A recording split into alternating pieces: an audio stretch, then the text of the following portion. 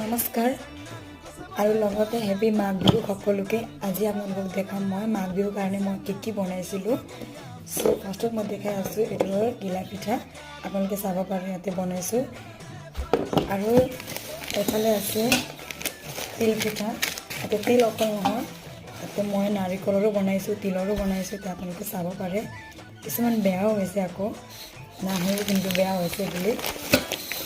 আৰু এইফালে আছে আমাৰ নাৰিকলৰ লাড়ু।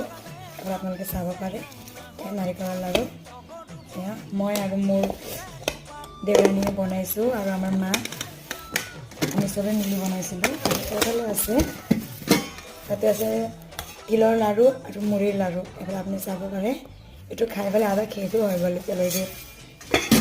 কেনেকুৱা লাগিছে আপোনালোকৰ ভিডিঅ'?